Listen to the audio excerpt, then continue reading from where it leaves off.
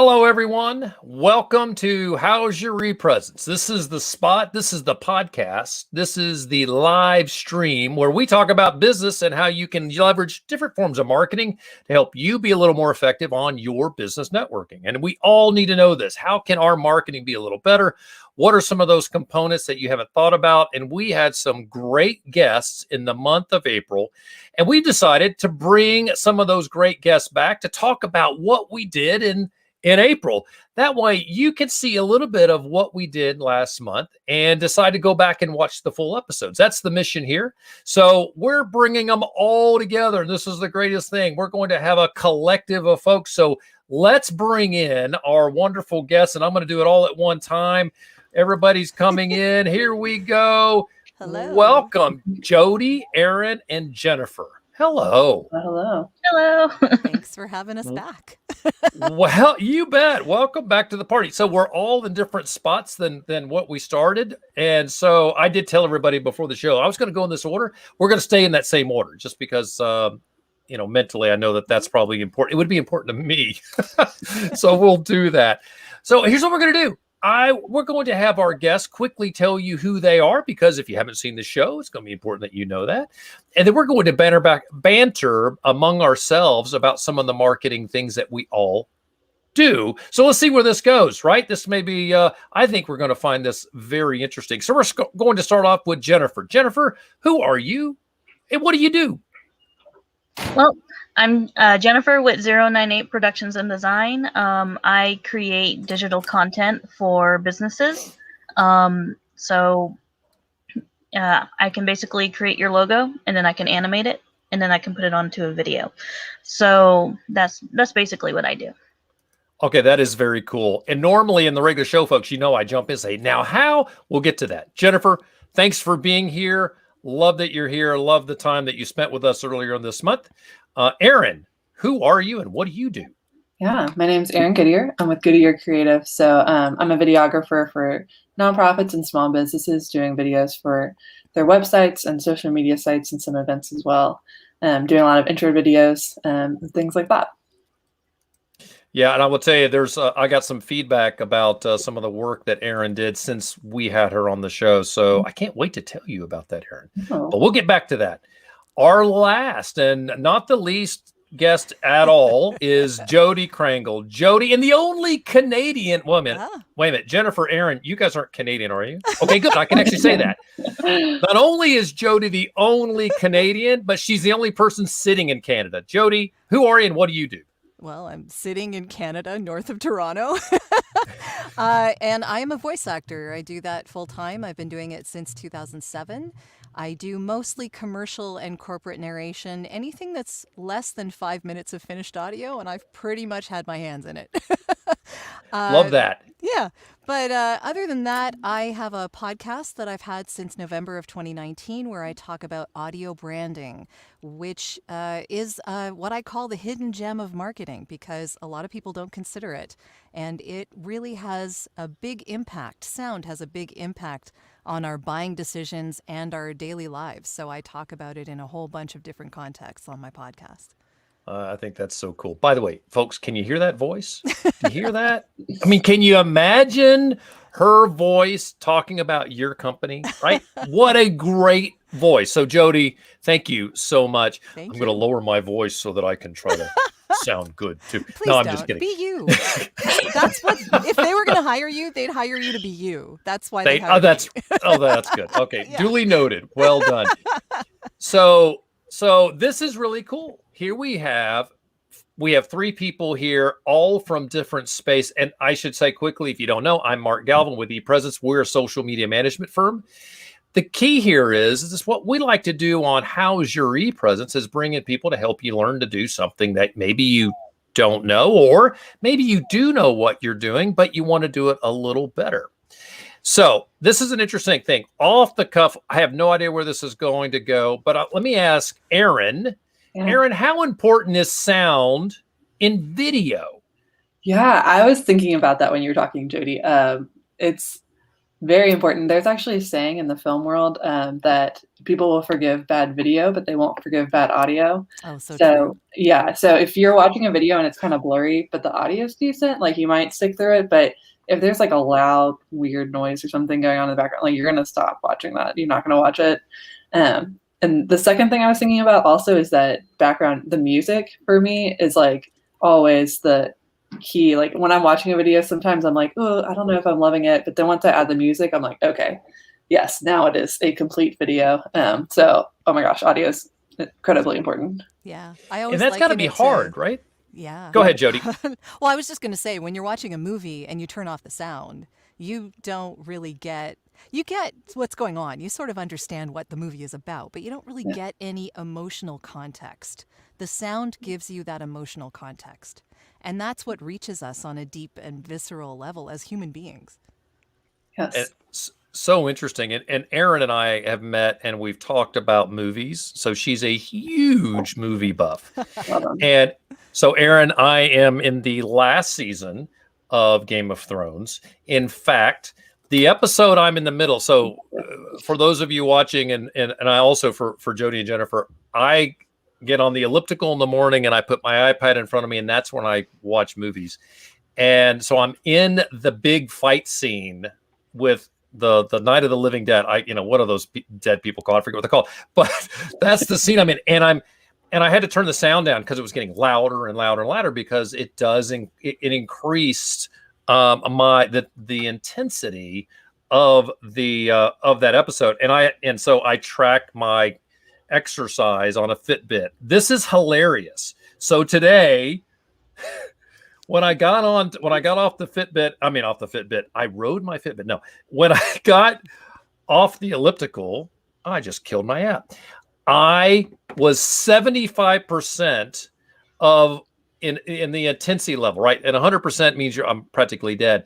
I never work out 75% of my entire time at that high level intensity. So it was the music, what was going on the screen. So all of that it affects us. It really has an effect on our emotions, which I think is absolutely cool. Jody, when you do voice, do you ever speed up or slow down to have an impact on emotion? Does that work? It depends on what I'm being asked to do by the client. Generally, I'll do it at a pretty regular pace because the people who are making the video and taking my voice and piecing it into where they need it need enough space in between certain segments so that they can move them around. It's a lot like cutting and pasting. So I kind of understand how that works, and I need to give them spaces in between lists of things, for instance, and things that might, for instance, particularly describe something on the video. I have to make sure that I say that in a regular tone and give a bit of space between the next thought so that it can be moved to wherever it needs to be on the video. It's kind of an interesting, it's a cut and paste, but, right. But I'm not sure that I really speed up my voice. I think it depends on what music I'm told is going to be used. If I'm told. Sometimes I'm not told. But if I have the music beforehand and I can sort of hear that music, like I was saying, it gives me emotional context for what I'm speaking. So it helps me decide whether I should be fast or slow or whatever. Very interesting. I have a question. Do you get to ever see the visuals while you're doing the recording? And if you do you prefer that? Sometimes I do. Sometimes they'll show me the video that they're working with as a scratch track and that kind of thing. And that can be really helpful because the music is often on that. So they may not have given me the music elsewhere, but I'll see it on the video that they've put together. It gives me an idea of the breadth of the scenes and the epicness, I guess, of it. So it really depends on the feel of the video. And that can help a lot too, along with the music. It gives me context for what I'm speaking and how to emphasize which words and, what ideas are most important in the script. Which, the script itself gives me those hints, but it's nice to see how it would be laid out in a video format as well. I don't I bet. typically use it when I'm actually doing my voiceover, but I will watch it beforehand to give me context. Yeah. Would you give, like, I remember when I was working with audio samples from voice actors, they would give like different energies. Yep. So like there would be like 4 or 5 with like some are more energetic, some are a little, calmer. Would you do stuff like that? I've done that for auditions. I've definitely done that because in auditions we very rarely get any kind of context. They don't really give us much other than we're looking for warm and friendly and don't sound like an announcer. That's as most. That's what I'm given. And I do the best I can with that context, whether it's slow and methodical and calm and peaceful, or whether it's a little bit more upbeat. Like you're in a furniture store. Like there's different levels, right? And again, it depends. Corporate narration tends to have a certain feel to it. So I understand that. I've done enough of those in my career that I understand that a lot of them are epic. A lot of them are meant to be, not huge, but like not announcing a boxer in a boxing match. That'd be too much. They have a weight to them. There's that whole theme of this is who we are and we're proud. It's that proud moment of revelation of how your audience should be feeling the same way kind of deal. So there's a certain amount of context that I can give based on the text that I'm seeing and the script and where I think it's going to be used. But yeah, I'll do usually a couple of different takes in an audition that will be, one will be just talking, one might have a bit of a smile, one might have less of a smile, that kind of thing, So it depends. And I will say that the minute that I'm given the music, I know exactly where to go. Wow. Like I'm a singer. That's how I came to do all of this. So that's my emotional context. The minute I have that music, I know exactly what I need to do. That is so cool. So Jennifer, I got to ask you, there's emotion in video and in voice and music.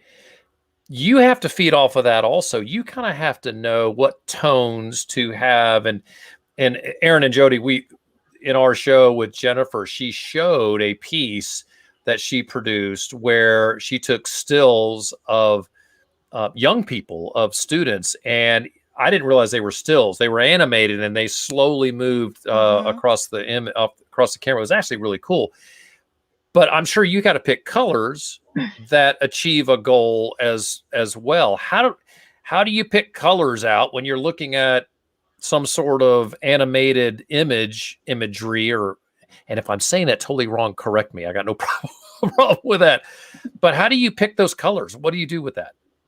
So whenever I start with someone, I always ask, what is the message you want to give? And based on that message, it's going to, you want to take that message and you want to elicit a response or an emotional response to the audience member. And that is definitely through sound. I talk with them about audio as well, but also through color. So like in the example I showed you, I use very bright colors, like almost like painterly colors, very saturated. And, that was to kind of represent, they were kids, it was supposed to be eye-grabbing youth, bright colors, it had a very summery feel to it. And, it also helped that the Peachtree Corners magazine logo had like leaves on the logo itself. So, I was trying to incorporate that, nature, which nature can be very colorful at times. So that's where my headspace was when I was choosing those colors. But let's say you've seen those commercials, right, where it's like for an animal shelter and like the poor animals are in the cages and you got the somber music playing. You mean the one that on some channels just runs again and again and again? Yeah, I've seen that. Yeah, and they just kind of want to rip your heart out every single time. Right. Right. So cool muted colors. Because they're not necessarily trying to make you sad, but they're trying to make you empathetic, and they're trying, but they're calm and somber to kind of really show the gravity of the situation. So definitely colors play a very strong role in that. So, and we're talking about a lot of the things that have to do with branding and how an organization would communicate in their whatever medium they choose to communicate with, be it video, be it a radio, print, right? Jennifer, you would be in print as well as in video, because I know since you can do all those sort of things. What's interesting is all of you, if someone was going to do a really good job at marketing, they should have Jennifer and Erin and Jody all talking together, right? Would that make sense, or am I crazy? Right? The consistency of that message could be, Jody understands, okay, Jennifer's found out that the coloring is going to be this because they're looking for high energy. I'm just making stuff up, right? Mm-hmm. It's going to be high energy. There's going to be lots of bright colors, and Erin's going to play, have great big music and blah, blah, blah. And that would inform you, Jody, on, okay, this is how I need to appear. Erin actually asked that. Do you get to see it in advance? And it doesn't sound like that happens that often. It doesn't. Not as often as I would like. Yeah. But, honestly, if someone just gives me the music that they're going to use behind it, I can extrapolate from there. Like I have a good theater of the mind. Sure. That's how I do this. So being able to do that, once I have the music in my head, it just takes me there. That's just how my mind works. Yeah. But yeah, it would be nice to see a video, but it doesn't happen all the time. So good. So, all right. So Jennifer, you've got somebody calls you, they're ready to do a logo. How do you do a logo from scratch? There's a lot of brainstorming sessions, and I'll probably sound like a broken record, but again, it starts with the message. What is their business, company, whatever you call it, what is it about? What are they trying? Because logos are kind of like the face of your business. Right. And it's like, you need to know at a glance, maybe not necessarily what that business is down to a T, but you do need to know like the energy or the vibe of that business. And then once they start looking at the logo closer, then maybe they get a better understanding on what that business is about. But I could see the logo and the work you do. If I was running a retail space, I could see the logo being the most important step. I need to start there, get that done, because the colors inside my showroom, let's call it, could probably be a different color based on what you put in the logo. I think that brand consistency is there. Jennifer, is that important? Yes, your visual brand is very important. But the thing to consider is your visual brand is not your entire brand. It's just a part of your brand. Well put. Yeah. Like, because how Jody was talking, there's an audio brand, right? There's a visual brand, and then there's your entire brand, which encompasses how you communicate with customers or clients, how you present yourself on media, and all of that. But the logo is the most important part of your visual brand, because it kind of sets a precedence for the rest of the visual aspects of your business. So should logos today be 3D or 2D? It depends on the business and what it's trying to operate. But I can't nail her down. It all depends. You tried.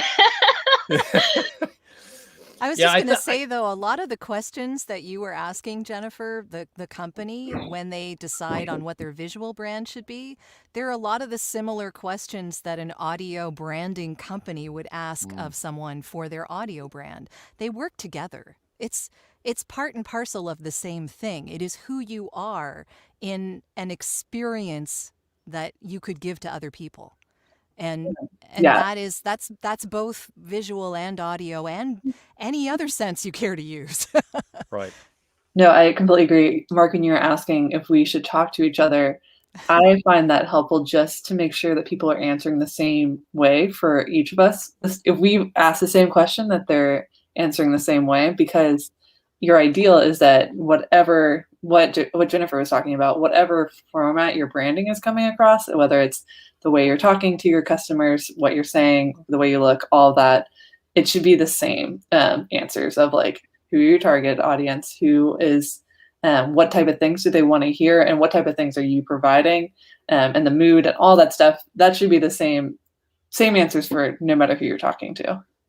Yeah, and I'm glad you said that, Erin, because that's what I'm thinking, is that it would be better. So if you're a business owner and you're about to launch a company and you need a brand, right? You don't have a logo, you're not sure what your colors can be, you need to talk to Jennifer.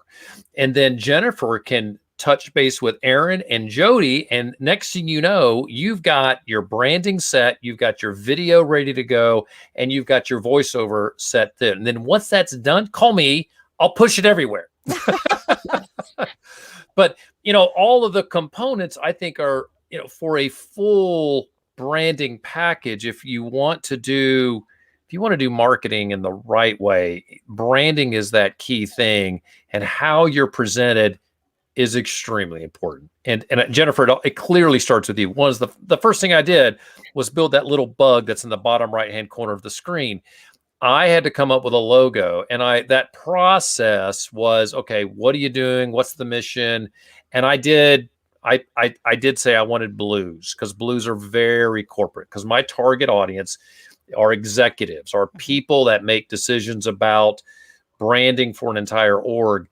I did not want to be bright and, many, many colors, because there's a sense of social media that it's loud and obnoxious. And I didn't want to be that, because my target audience is more targeted. It's like, I'm going to be very logical. I'm going to do the right thing. I may need to be loud, but I want to make sure we pick someone that can do this, that's going to logically go through that process. So that was the reason we have the logo that we have, but that was the first thing we did. So Jennifer, I can see you need to talk to people earlier in their process. You need to talk to people that are saying, I think I'm going to start a company. That's when they ought to call you, or it's time to rebrand, right? I remember hotels will change their logo, hotel companies. I used to work for Hyatt Hotels, and they had something called a bug. It was this like a flower, and then it changed to a crescent, and now it's something else. I know what it is. So they're constantly rebranding also. So that rebranding piece is probably an important part for you. But then, Erin, you've got to be able to help with conveying that message. And then it's, and I love this, frankly, right? And because we have so many components, so many spokes on the wheel here with us today. I think this is a lot of fun. It's why I had you guys on the podcast, for the record, because you bring so much to the table. Well, that's just really cool. So Jennifer, what is the coolest thing you've ever seen? Now, this isn't not stuff you've done. What's the coolest graphic thing you've ever seen that you think, all right, that's the best I've ever seen? One of the best things. Yes, I'm going to ask Erin you that question. Jody, you too. The hardest question. It's a tough one, right? Yeah. You saw it, you went, I like that.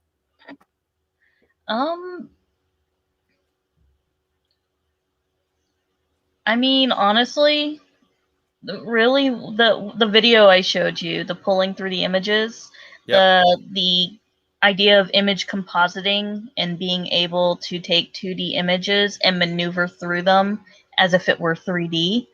To me, and I've seen that several times, which is why, I had decided to use that for that specific outro for the videos. It's just, I always just thought that was cool. It was like a mixture of, real imagery and animation, and that's kind of like where my passions lie. And I was like, let's figure this out. That's awesome. That's awesome. All right, Jody, Erin, which one of you can tell me what is your favorite thing that you've seen in your space?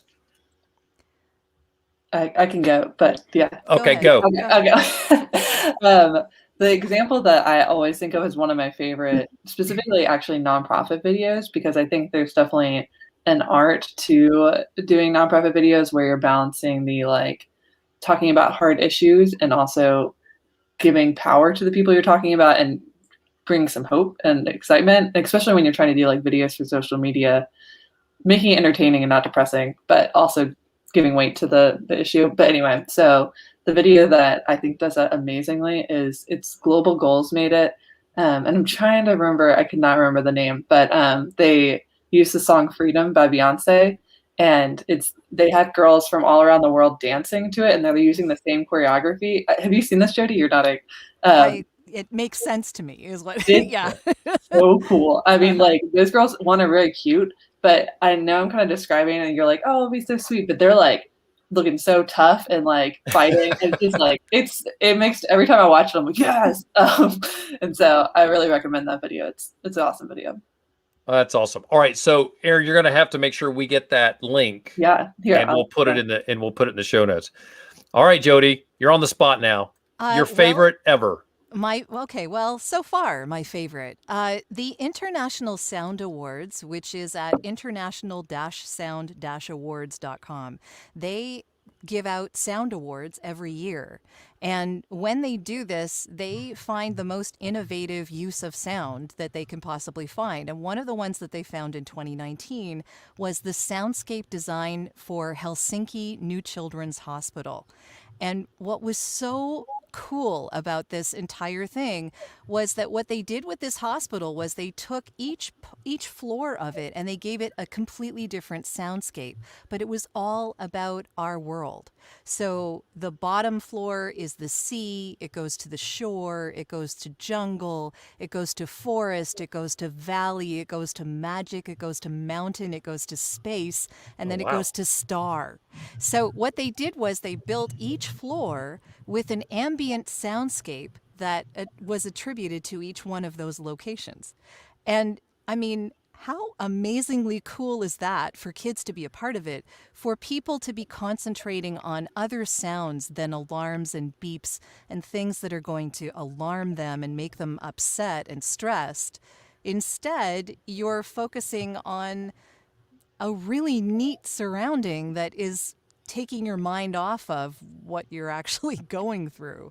So I just thought it was the most creative use of a space for healing that I thought it was just outstanding. It was just really an amazing use of sound. I love that. I love that it is healing. I love that it helps take people's minds off of the stress of being in a hospital. And it's audio, right? And so the only way you get that is probably one of the few ways you can get it is through audio. Well, that is a great way to close us out for the night. I love this, and I think Morgan, I think that's definitely the closing question for each of our summary shows that we do every month. What is the one thing that stands out to you in your space? So, ladies, thank you for joining us here tonight. I truly appreciate it, as well as joining us in the month of April. Erin was in person. Erin actually joined us at Business Radio X, which we do an in-person video there, or in this case, it was the podcast. But I do appreciate all of you, and I want to make sure we stay in touch. And let's make sure we're trading contact info, because I think that there's a way that each of you could probably help each other. So once again, thank you so much. For those of you that are watching, catching up the show, this is our April summary show. We bring in all the guests that were on How's Your E-Presence for the month of April. And if you find any of this interesting, you need to go back and catch that show. It'll be either on a podcast or on our YouTube channel. Morgan, I think that we're good to go. So if you want to wrap it up and throw the animation up there, that sounds like a great thing. Until we see you guys again, this has been How's Your E-Presence?